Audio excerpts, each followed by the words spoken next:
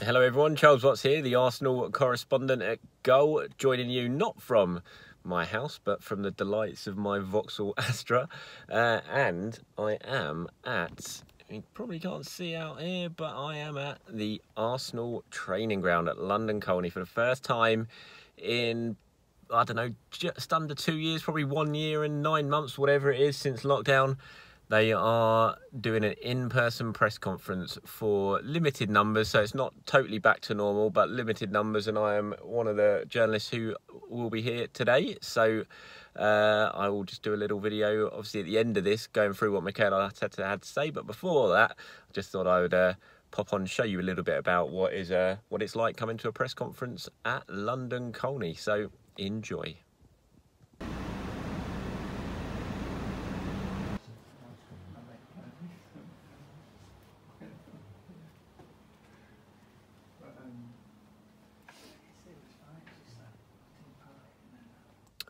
Right, so back in the car after Mikel Arteta's press conference. I will, when I get home, do a more sort of in-depth video that I'll add on to the end of this, looking at what I had to say. But the big moments from it, first of all, actually, it was really great to be back up there.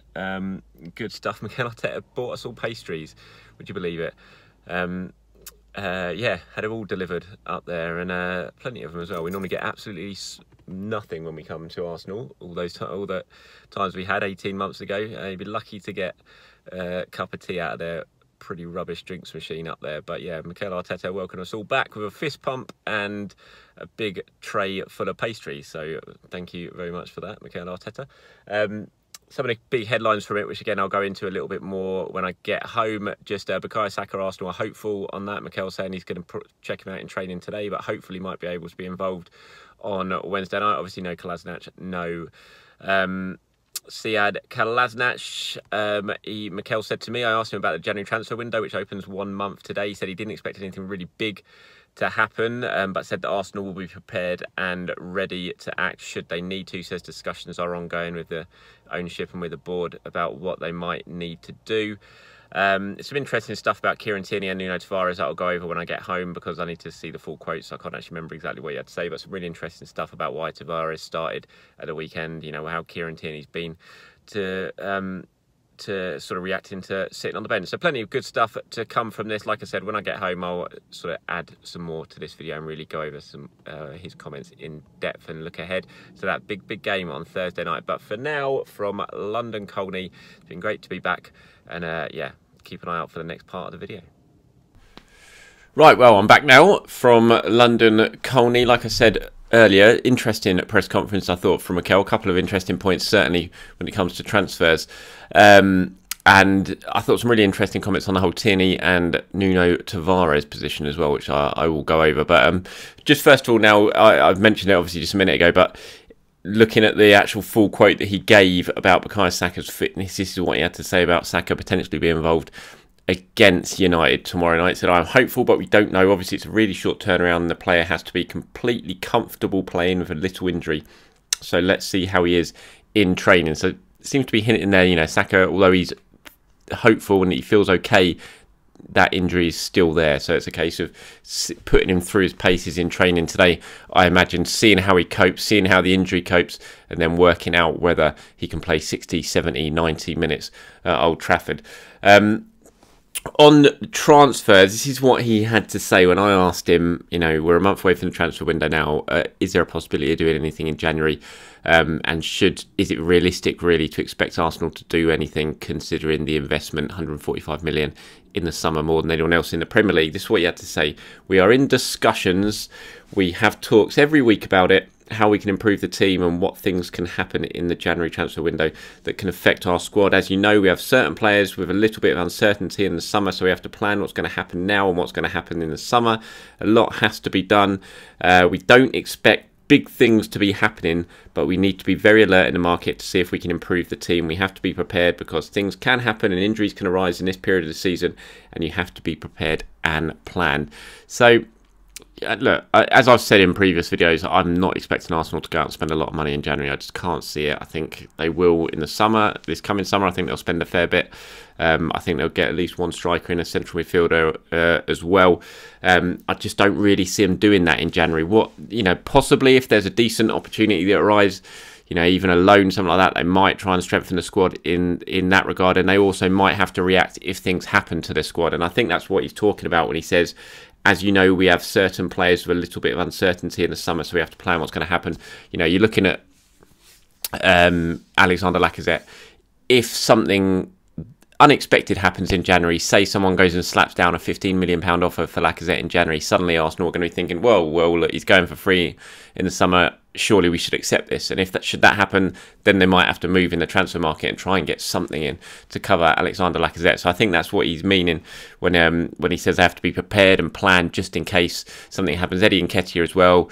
Sky Sports reporting today that Eddie turned down another contract offer from Arsenal. So, if Arsenal suddenly let Eddie go, if then a striker gets injured, they're looking very short, then they might have to act. So I think it's pretty wise from Arteta there. Certainly, being prepared, talking about being prepared, talking about planning, but certainly not raising expectation levels of fans in terms of thinking they're going to end up spending £70 million to bring in Haaland or something like that. That was just Haaland. I just pulled that name from the... plucked it out of the air. Don't suddenly start thinking Arsenal are going to go and sign Haaland now in January, because it's not going to happen. So that's what he had to say about transfers. I don't know if you've seen it yet, but really nasty incident with Gabriel in August where he got attacked at his house. It was a robbery, armed robbery. It was a couple of guys, I think, broke in, sort of followed Gabriel and his mate in after they'd been out in London. I think it was in the early hours. And I think they followed him into Gabriel's house. Sort of as the car went in, the gates were obviously closing. I think some people got in behind the gates before they shut. And they turned up in Gabriel's garage, basically, as he got out of his car. They had the baseball bat. I think they took his watch, his wallet, other stuff. But Gabriel managed to fight them off. I think he grabbed the bat. I think he punched one of them. They then did a runner, legged it. And the guy got caught, and he's in court at the moment. So I think the Daily Mail ran a story from the court case last night, and Mikel was asked about it, and he's saying, considering this happened back in August, start of the season, Gabriel's been brilliant. Is this a sign of his character? And he said, look, obviously it's not a nice thing to go through when you have family involved and they are trying to access your house. Gabby showed a lot of character. You see the reaction he had straight away. Credit to the boy. After that, he was fine. Obviously, he was shocked. There were a few things he wanted to change in his life to try and prevent those things happening. And the club gave him all the support that they needed to forget about the situation, learn from it, and move on. It's just another example, really. We saw it of Ozil and Kolasinac of the perils, really, of being a footballer, of having so much wealth, and even in very nice areas in London where these players live, sort of Barnet Way, where a lot of the Arsenal players live. They're always going to be targeted, and I think the best thing to come from it is that Gabriel was okay. He didn't get hurt, because he could have got hurt. The situation could have turned nasty. He showed a lot of bravery the way he handled himself, and now clearly the club have helped him, probably beefed up security, added some more stuff to the house, and hopefully it won't happen again. But good to see, a scary incident. Same with Ozil and Kolasinac last year, and good to see that he came through it unscathed and showed a lot of bravery. You wouldn't want to mess with Gabriel, though, really, would you? You don't want to pick him of all the players to mess with. I think these robbers have managed to pick on Kolasinac and Gabriel, not the two you would pick if you were targeting Arsenal players to try and rob. Not that you would want to rob any Arsenal players.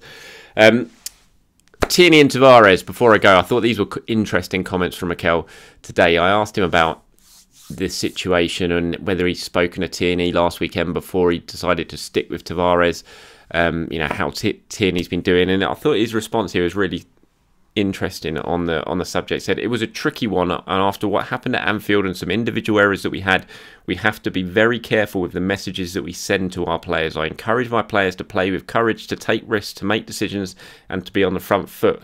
When they do that, if for any reason things don't go our way or somebody makes a mistake, that's when you have to show trust in the player, because you want to build confidence and resilience. It's not only for the player that's playing, it's also for the player that's not playing, to understand that part of that decision and it's to support. And in their case, if it happens to them, I will do exactly the same thing. It's something we have to build, and with young players even more, because if not, they can get very confused. I have full confidence in him. It's interesting there, he's talking about Tavares and the difficult night he had at Anfield in that 4-0 win. Obviously gifted away the second goal, was it, to Jota with that back pass. And I think myself and many others expected Kieran Tierney to come back into the side against Newcastle last weekend. It didn't happen. Tavares kept his place and was brilliant. You know, lots of people gave him man of the match in that game, and I just thought it was really interesting comments from Mikel, and I caught a sort of psyche into his decision making when it comes to that, and why he decided to stick with Tavares, because he didn't want him to just think in his head, oh, I've had one bad game, that's it, I'm out. Because if that happens again and he has one bad game or one bad incident in a match, and suddenly his confidence can absolutely crash and he thinks, that's it, I'm out the next game. And so, you know, this is what Mikel's talking about, sort of building these young players' confidence and making them realise that if they do make mistakes, as long as they're making them because they're trying to play in the way that he wants them to play, then they're not going to be punished for it. They're not going to lose their place in the team. And it was also, he's making a point that those who are having to wait to come in, like Kieran Tierney at the moment, that shouldn't expect that just because someone makes a mistake, they're going to lose their place. Because if it was a role reversal, when that was Tierney in the team and he made a mistake, that he shouldn't then automatically think, oh, I'm going to lose my place. So it's just an interesting little sort of glimpse there into how Arteta sort of manages his team and manages his players, I thought. He was also asked about Aubameyang, and he talked about how, you know, basically Arsenal need Aubameyang to start scoring goals. It's not rocket science, is it? And he's saying the form of Auba is always going to be related to the goals that he scores. He does many things apart from scoring goals, but obviously we need that contribution from him because his goals are critical for our success. I mean, we all know that. It's just going to be interesting to see if Auba keeps his place at the weekend. On Thursday night, because you've got to think there is a possibility that Lacazette could just come in for Aubameyang at the moment. He does look very short on confidence. He's not just not scoring; he's missing big chances at the moment, and that's not a good sign. Personally, I think Auba still will start on Thursday night. I'd be surprised if he doesn't. And he has scored on each of his last 2 visits to Old Trafford as well. Scored the winner last season, scored the equaliser the year before in the 1-1 draw. So he's got good memories of playing at Old Trafford. I think he probably will keep his place this time around. All right, thank you very much for watching, everyone. I'm not going to be at Anfield on Thursday night. I will do a video in the morning, though, previewing that game. But I'm not Anfield, sorry, Old Trafford. Got Anfield on my mind. I'm not going to be at Old Trafford on Thursday night, but I will be doing a video tomorrow previewing the game, so keep your eyes out for that one. In terms of the team news, all I can say at the moment, like I said at the start with the quotes on Saka, they're hopeful on him. Xhaka and Kolasinac, they're not going to make it. But other than that, Arsenal looking pretty healthy ahead of that game at United on Thursday night. Enjoy your day, everyone, and I will speak to you tomorrow.